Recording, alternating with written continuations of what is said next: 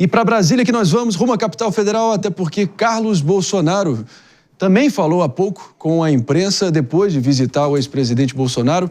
Eu proponho que a gente converse com o nosso repórter Igor Damasceno para saber exatamente o que o 03 falou. Bom dia, Igor. Você me ouve bem? Oi, Marinho. Bom dia a você, bom dia também a todos que nos acompanham. Terminou há cerca de 10 minutos essa coletiva de imprensa do vereador Carlos Bolsonaro, logo após passar cerca de meia hora com o pai dele, o ex-presidente Jair Bolsonaro.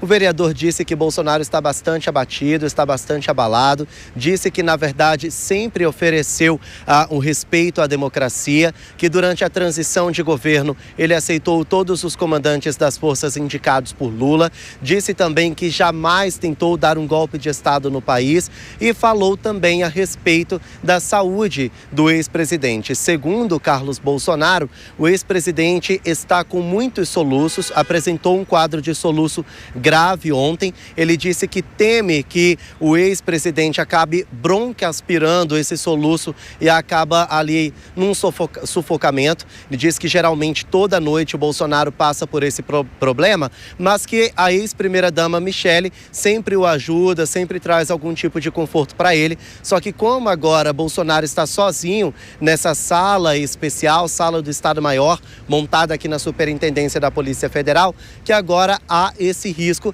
dele acabar broncoaspirando esse soluço e alguma coisa pior acontecer. Lembrando que o ministro Alexandre de Moraes, que foi quem determinou a prisão preventiva de Jair Bolsonaro, também determinou que a equipe médica do ex-presidente o acompanhe em tempo integral e em regime de plantão, justamente para evitar que situações como essas saiam do controle. Lembrando também que o ex-presidente Bolsonaro está preso na superintendência da PF, que fica a cerca de 500 metros do hospital, o qual ele costuma fazer exames e que já chegou até ficar internado, deve estar.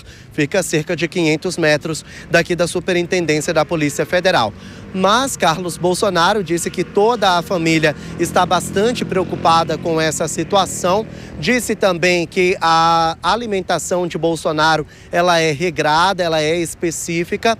E ele também chamou a atenção de que a família não pode mais levar esses alimentos previamente preparados, especificamente para o ex-presidente, que ele está se alimentando pela comida que é preparada na Polícia Federal e que ela pode trazer algum tipo de agravamento desses soluços. Até o momento, a PF e o ministro Alexandre de Moraes não confirmaram se de fato a família não pode mais trazer alimentação de fora para o ex-presidente. Lembrando que tanto Carlos quanto Flávio Bolsonaro conseguiram a autorização do ministro Alexandre de Moraes para que cada um visite separadamente o ex-presidente por 30 minutos. Flávio Bolsonaro falou que vai lutar pelo PL da anistia, que quer perdoar os envolvidos nos ataques à democracia, inclui o pai dele, o ex-presidente, mas lá no Congresso o clima não é de anistia, é de dosimetria. Haja vista que a nossa Constituição proíbe esse perdão para pessoas envolvidas em ataques à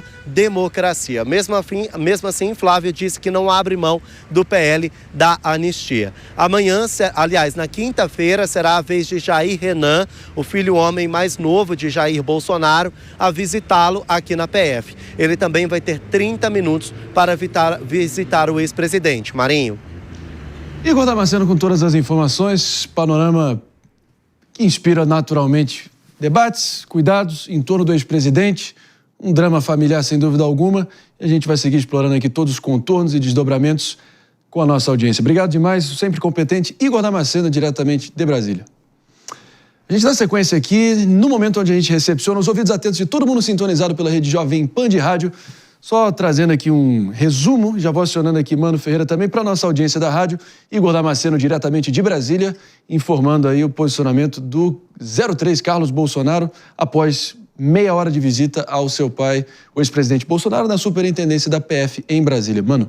Marinho, o discurso é basicamente focado na construção de empatia, né? Tentando trazer a situação humana que está envolvendo o ex-presidente Jair Bolsonaro. Então, Trata-se de falar da alimentação, algo que, ecoa em todos nós, soa como quando um parente está no hospital ou quando está... Humanitário, né? Exatamente.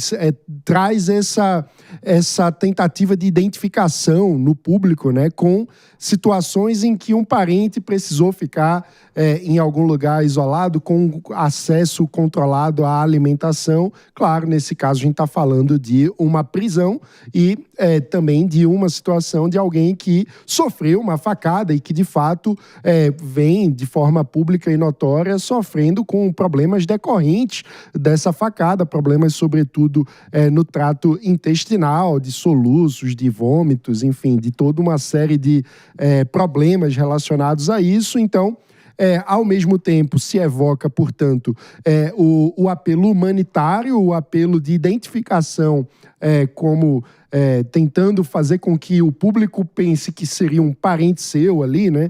Esse tipo de sentimento que se evoca e também, sempre que possível, trazendo o fato de que a facada foi dada por alguém que teve uma ligação com o PSOL, né? Então, ao mesmo tempo, traz a identificação e o papel de vítima de um lado e da construção do vilão do outro.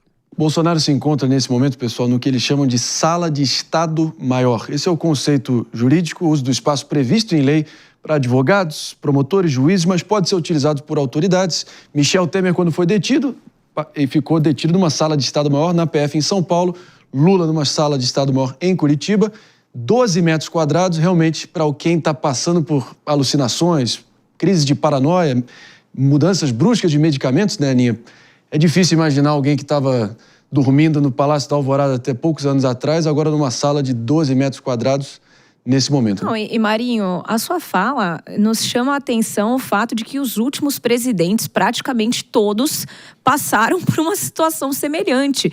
Então, a gente tem algum problema estrutural, seja na forma com que a gente elege os nossos representantes, seja na transparência do nosso poder judiciário, mas é um escárnio para uma sociedade desenvolvida, ou pelo menos que deveria ser desenvolvida, que aí, nos últimos 20 anos, a gente teve 3 ex-presidentes que passaram por situações semelhantes.